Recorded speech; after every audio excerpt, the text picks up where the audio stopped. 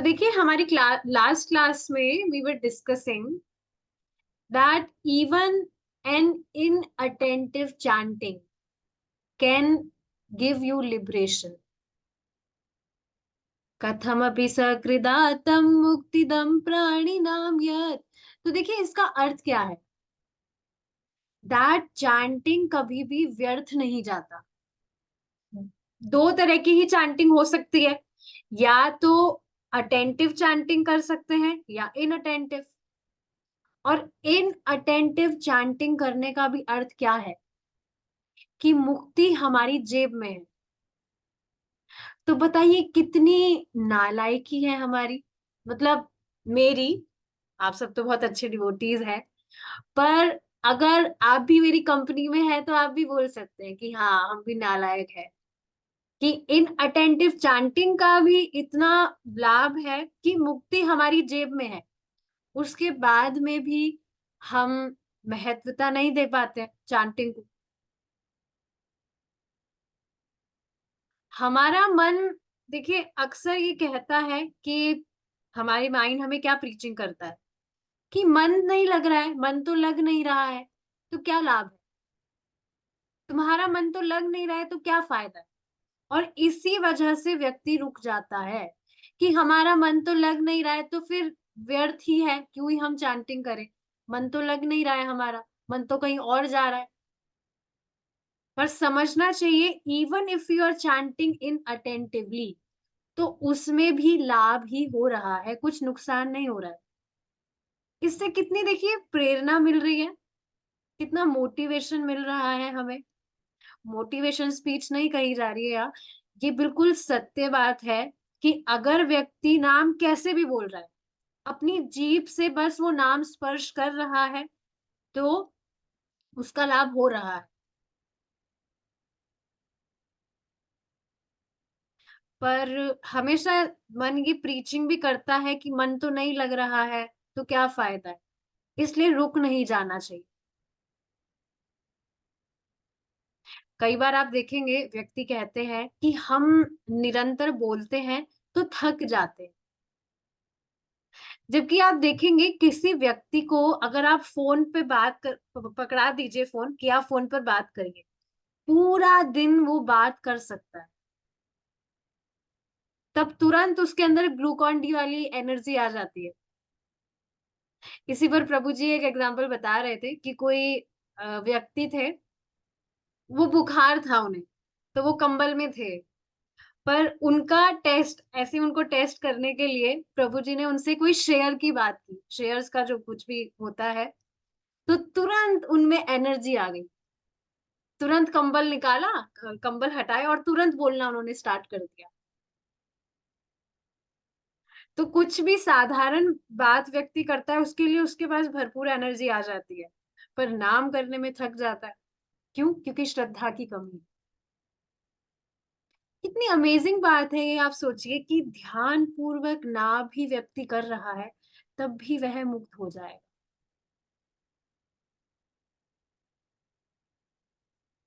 This is just amazing.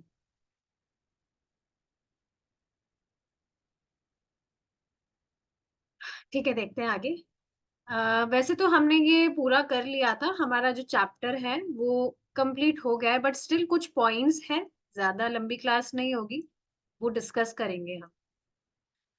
अब हम श्रीमद् भागवतम की ओर आए तो 12वें स्कंद में सुखदेव गोस्वामी को महाराज परीक्षित से कहते पाएंगे कि सर्व स्वर्ण युग सतयुग में लोग 1 लाख वर्ष तक जीवित रहते हैं, और उस समय जब से प्रगतिशील व्यक्ति इनसे वर्ष जीवित रहते थे तो अष्टांग योग करना संभव था। किंतु जो सतयुग में अष्टांग योग द्वारा पाया जाता है तथा उससे अगले युग द्वापर युग में मंदिर में पूजा द्वारा पाया जाता है, वही वर्तमान कलयुग में केवल हरि कीर्तन हरे कृष्ण के भजन से पाया जा सकता है। तो देखिए हमने ये डिस्कस किया था कि कलयुग में जो व्यक्ति है उसकी उम्र कितनी कम होती है, आगे आएगी ये चीज। इसलिए हम प्रामाणिक स्रोतों से सीखते हैं कि हरे कृष्णा कृष्णा कृष्णा हरे हरे, हरे रामा रामा रामा हरे हरे का कीर्तन ही इस युग में योग की सिद्धि का मूर्त रूप है। आज हमें 50 या 60 वर्ष तक जीवित रहने में भी बहुत सी कठिनाइयां होती है। इसमें देखिए अमेजिंग चीज क्या है, अगर व्यक्ति सोच रहा है कि मैं लंबा जीऊंगा, जैसे फॉर एग्जांपल मैं 45 वर्ष जीऊंगा, तो उसमें भी वह ये नहीं सोचता कि 45 नहीं, 75, 75 वर्ष, 75 वर्ष में भी उसकी जो बॉडी अभी है वो सेम बॉडी नहीं रहेगी, बहुत डल बॉडी हो जाती। बुढ़ापे का जो शरीर होता है वो कोई सुख में बिल्कुल नहीं होता है, बहुत कठिनाइयां आती है, खुद से कुछ काम भी नहीं किया जाता। तो ये व्यक्ति सोच नहीं पाता है, खुश तो हो जाता है कि मैं बहुत लंबा जीऊंगा, पर आगे जैसे जैसे उम्र ढलती है तो कितना ये शरीर बोझा सा लगता है, वो आगे जाके ही पता लगेगा। तो ठीक है, एक तो उम्र इतनी कम है, वैसे मनुष्य अधिक से अधिक 80 या 100 वर्ष जीवित रह सकता है। इसके अतिरिक्त ये थोड़े से वर्ष भी सदैव युद्ध, महामारी, अकाल तथा अन्याय अन्यान्य विघ्नों से एवं उत्तेजनाओं से भरे पूरे रहते हैं। हम मंद बुद्धि है तथा साथ ही अभागे भी हैं। इस निकृष्ट युग कलयुग में रहने वाले मनुष्य के यही लक्षण है। अतः यही कहना उचित होगा कि हम अष्टांग योग जिसका कृष्ण वर्णन कर रहे हैं में कभी भी सफलता नहीं पा सकते। आप सोचिए ना, जो साधन किया ही नहीं जा सकता उसके बारे में डिस्कशन करने से भी क्या लाभ।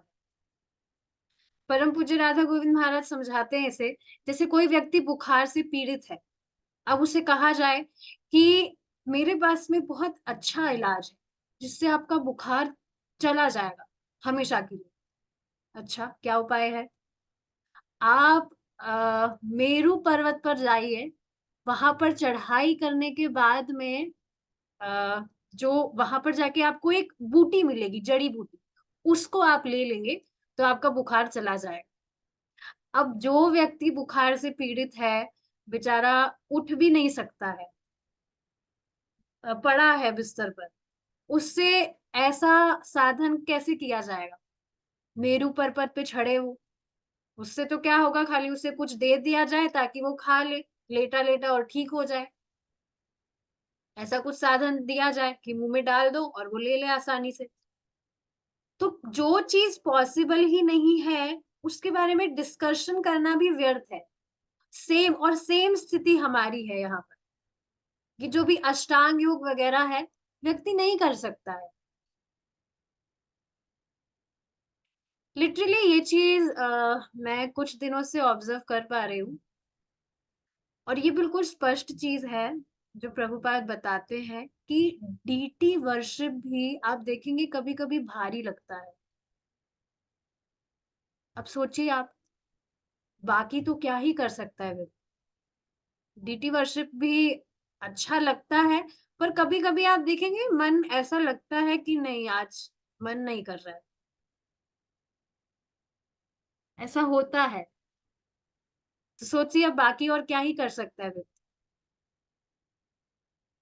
अधिक से अधिक हम अपनी व्यक्तिगत सनक को इस पद्धति के किसी नकली संस्करण से तृप्त कर सकते हैं। तो कोई मतलब नहीं है कि जिस साधन को हम कर भी नहीं सकते तो उसके बारे में डिस्कशन करना भी व्यर्थ है। देखिए, ये मजाक की बात नहीं है। अगर हम अपनी स्थिति पर विचार करें तो सच में हम अगर विचार करें तो हम पाएंगे कि भगवान का, एकमात्र भगवान का नाम ही है जो हमारा उद्धार कर सकता है। We have no other hopes. कल शाम को जब श्रीमद् भागवतम की क्लास चल रही थी तो लास्ट में आप देखेंगे जो स्टोरी चल रही थी उसमें प्रभु जी क्या बता रहे थे, प्रभुपाद जी ही बता रहे थे कि भगवान अपने भक्त का वचन व्यर्थ नहीं जाने देते। तो सोचिए ना, श्रीला प्रभुपाद जी ने स्पष्ट ये कहा है, जो भी 4 नियम का पालन करेगा, 16 माला का जप करेगा, वो निश्चित ही इस ही जन्म में भगवान के धाम लौट जाएगा। ये चीज देखिए हमने काफी बार सुनी है, पर कल ये जो बात थी, बहुत स्ट्राइकिंग लगी मुझे। तो कम से कम आप सोचिए ना, जब प्रभुपाद जी इतना कॉन्फिडेंटली कह रहे हैं,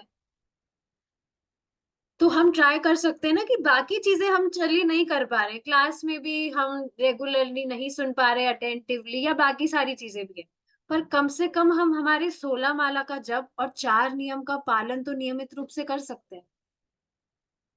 प्रभुपाद जी खुद कह रहे हैं, और भगवान अपने भक्त का वचन कभी व्यर्थ नहीं जाने देते। यही चीज तो कल प्रभु जी समझा रहे थे, कि ठीक है शास्त्रों में सारी बातें बताई जा रही है, जो अलग अलग स्तर स्तर होते हैं, उसको क्रॉस करके भगवान का प्रेम प्राप्त होता है। बट जब प्रभुपाद जी कह रहे हैं, जो भी व्यक्ति 4 नियम का पालन करेगा, 16 माला का जप करेगा, वो निश्चित ही इस ही जन्म में भगवान के धाम लौट जाएगा। So why not to give it a try. पूरा ऑफ कोर्स कर ही रहे हैं आप सब भक्त 16 माला का जप, 4 नियम का पालन, पर क्यों ना जो हम माला का जप कर रहे हैं उसे बहुत अटेंटिव वे में किया जाए। ये चीज देखिए, आज ही सुबह मैं इस पर विचार कर रही थी, कि आप सोचिए ना, जब आपको इतना ऐसा कुछ साधन दे दिया जाए, जिसको आप आसानी से कर सकते हैं, आपके लिए सुलभ है करना, इतनी कुछ कठिनाई नहीं है, तो आप क्यों नहीं उस मौके का फायदा उठाएंगे। तो इस पर विचार करना चाहिए। We have no other hopes. जो हमें मौका मिला है उसका क्यों ना फायदा उठाया जाए। 16 माला का जब क्यों ना अच्छे से किया जाए। 4 नियम का पालन तो कर ही रहे हैं। बहुत स्ट्राइकिंग लगी थी मुझे ये चीज। तो आज ही मैंने, ऐसे तो डेली ट्राई करती हूँ, आज बहुत मैं ट्राई कर रही थी भगवान का एक एक जो नाम है वो अच्छे से सुने, एक एक नाम। और तुरंत ही जैसे मिस हो जाता तो बस मैं अपने आप को प्लीज कर रही थी, अरे बहुत बड़ा नुकसान हो रहा है, एक नाम भी नहीं छूटना चाहिए। अच्छे से सुनने का ट्राई करिए, एक एक नाम, चाहे से 2 का 2.5 घंटा लग जाए।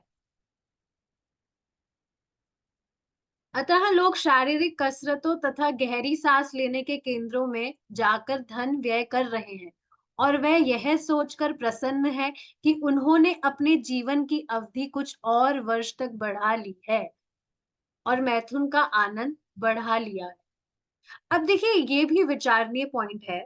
ठीक है, सारी चीजें जो बताई है, व्यायाम करना चाहिए हमें, योगा प्रैक्टिस करना चाहिए, हमारा बॉडी स्वस्थ रखना चाहिए, लेकिन इसके पीछे का कारण क्या है।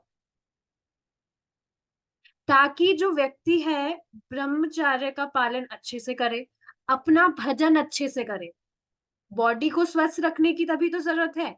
पर आप सोचिए, अब इसको भी आजकल जो लोग हैं बिल्कुल विपरीत चीजों में उपयोग कर रहे हैं। सोचिए ना, ये जो भी व्यायाम वगैरह करते हैं, व्यक्ति स्वस्थ क्यों रहना चाहता है, ताकि और अच्छे से इंद्रिय तृप्ति कर सके, अपने जीवन की अवधि कुछ और बढ़ा ले, क्यों, ताकि और थोड़ा इंद्रिय तृप्ति कर सके। इसलिए तो लंबा जीना चाहता है व्यक्ति। आप देखेंगे जो व्यक्ति भक्ति नहीं करते, बाद में उनकी एज भी ज्यादा हो जाए, उसके बाद में भी उनका जो दिमाग है इन चीजों में लगा रहता है। मैं प्रत्यक्ष ये चीज देख पाती हूँ, आप सब भी देखते होंगे, अपने आस पड़ोसी में दिख जाएंगे आप। सबसे ज्यादा आश्चर्य वाली बात क्या होती है, जब हम उनको प्रीच करने का ट्राई करते हैं, उनको कुछ समझ ही नहीं आता है, बिल्कुल भी कैच नहीं कर पाते। आज सुबह ही अभी की बात है, प्रभु जी बता रहे थे, प्रभुपाद जी का लेक्चर सुन रहे थे, उसमें प्रभुपाद जी कह रहे थे, how long you can play with dolls. आप सोचिए ना, हमारा ये जो शरीर है, ये गुड्डे की तरह ही तो है, एक डॉल की तरह। और हमारे आसपास में भी, चाहे से बहुत सुंदर शरीर वाले लोग हो, वो एक डॉल्स की तरह ही तो हैं, जिनके साथ में खेला जा रहा है। वास्तविकता में इस भौतिक जगत में खेल ही तो खेल रहे हैं सब, अगर भक्ति नहीं कर रहे हैं तो। जैसे खेल में क्या होता है, ड्रामा होता है, कुछ भी असलियत चीज नहीं होती उसमें। बस अपना मन लगाने के लिए व्यक्ति कुछ देर खेलता रहता है। तो वही चीज तो यहाँ हो रही है, मन लगाने के लिए बस एक दूसरे से खेल रहा है। कितना स्ट्राइकिंग था वास्तव में ये। How long can you play with dolls, how long you can play with dolls. विचार करना चाहिए इस पर। तो बिल्कुल विपरीत चीजों पर व्यक्ति लगा रहा है। जो भी ये साधन बताए जा रहे हैं उसको बस इंद्रिय तृप्ति में लगा रहा है। किंतु हमें यह अवश्य समझना चाहिए कि यह वास्तविक योग पद्धति नहीं है। वास्तविकता में ये अर्थ है ही नहीं। समझ लीजिए इस चीज को कि जो भी पद्धतियां बताई गई है भगवान के द्वारा ही, उसका उद्देश्य एक ही है कि मन भगवान में लगे।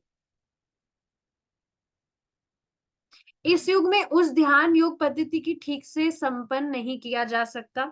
इसके स्थान पर उस पद्धति की समस्त सिद्धियों को कृष्ण भावनामृत की सर्वोत्तम विधि भक्ति योग द्वारा, विशेषकर मंत्र योग अर्थात हरे कृष्ण कीर्तन द्वारा श्री कृष्ण का यश गाकर अनुभव किया जा सकता है। देखिए समझ लीजिए इस चीज को कि जितना भगवान का यश जीव को शुद्ध करता है, उतना और कोई भी साधन प्योरीफाई नहीं करता है।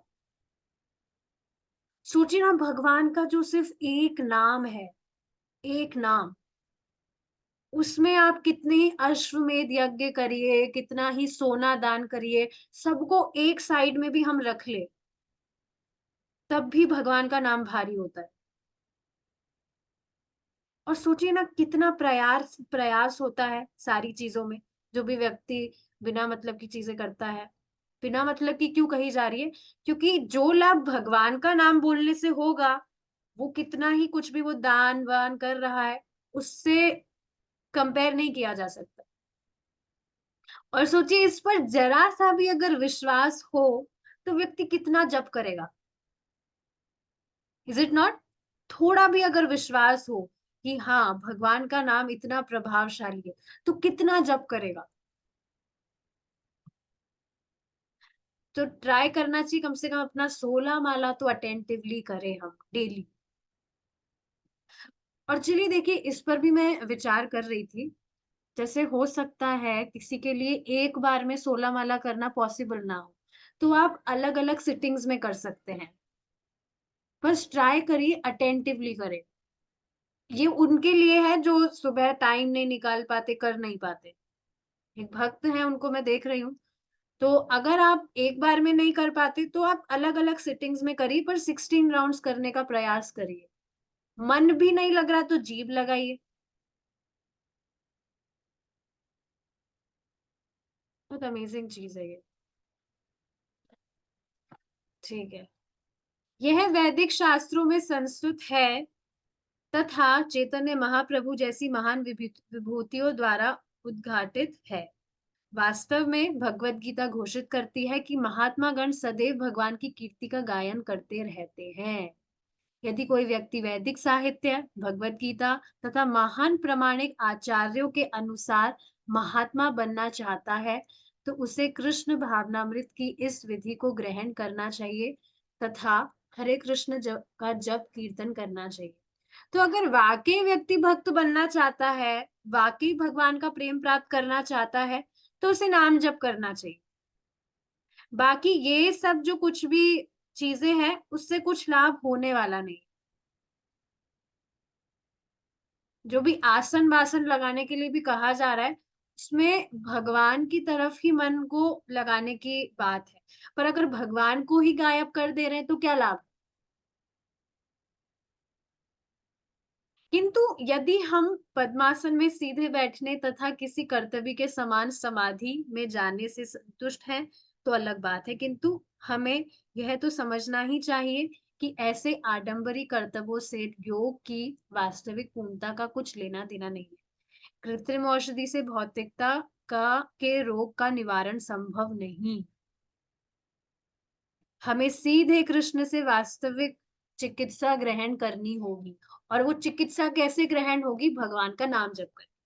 तो हमारा ये जो चैप्टर है यहाँ पर कंप्लीट होता है।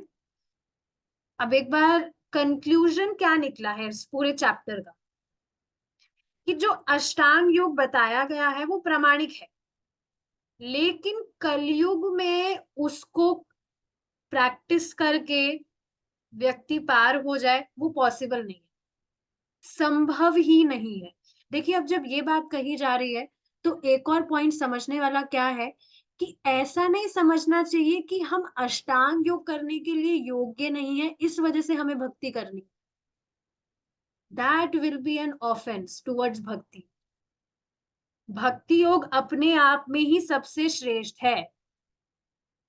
परम पूज्य राधा गोविंद महाराज बता रहे थे कि कुछ लोग सोचते हैं, ये वास्तविक ही है, कि भक्ति वो लोग करते हैं जिनके जीवन में अब कोई होप नहीं है बेचारे, इसलिए भक्ति करते हैं भगवान की।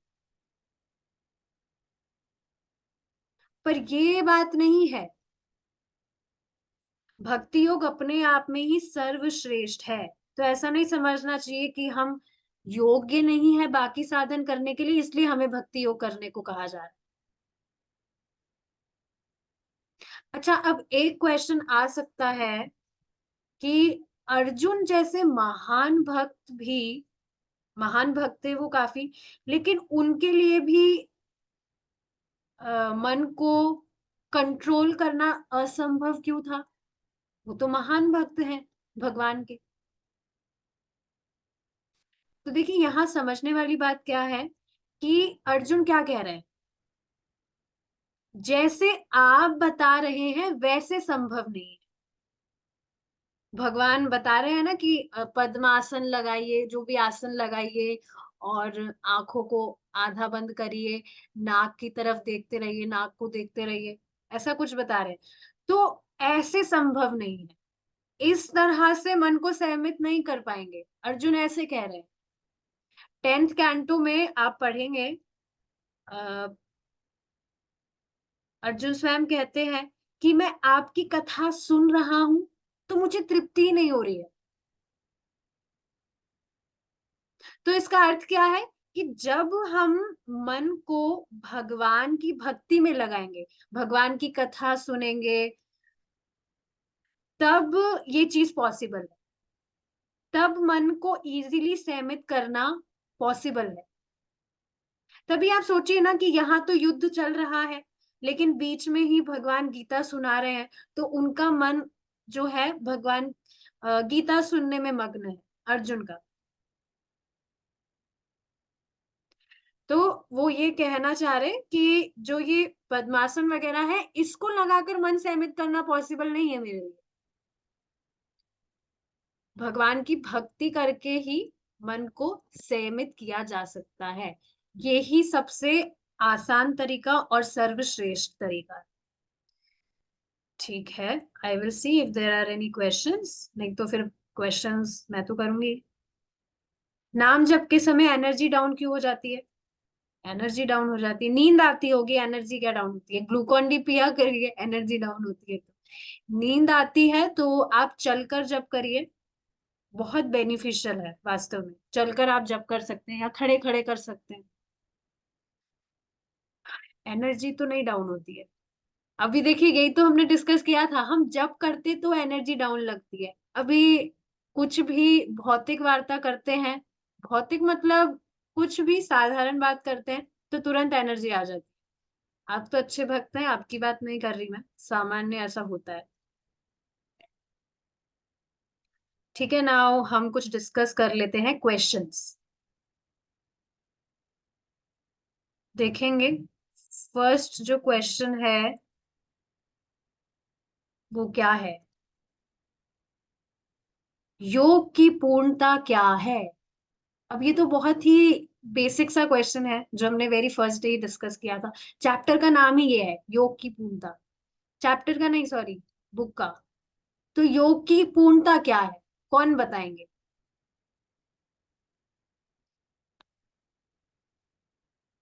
योग की पूर्णता क्या है? ज्यादा टाइम नहीं लगाएंगे, जल्दी से आंसर देंगे।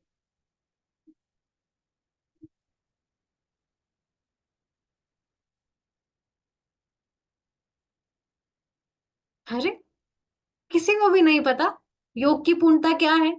हमने डिस्कस किया था कि योग की पूर्णता है कि हमारा ये जो चंचल मन है ये स्थिर हो, भगवान में लगे।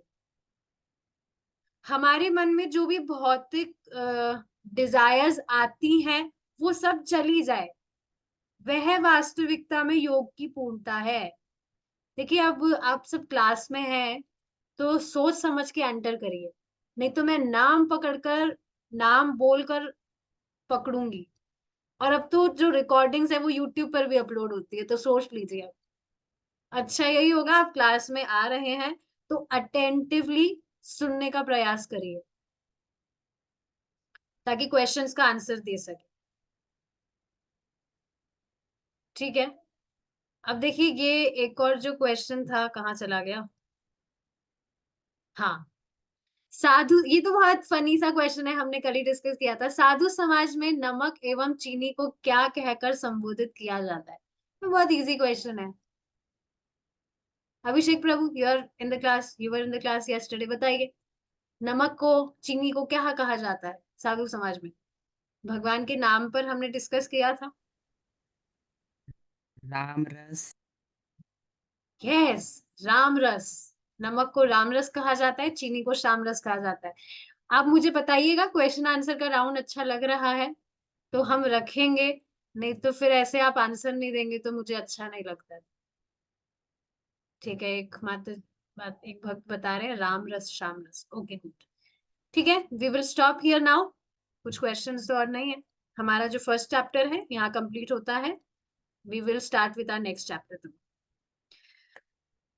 श्रीला प्रभुपाद की जय, निताई गौर प्रमानंदे। हरि बोल।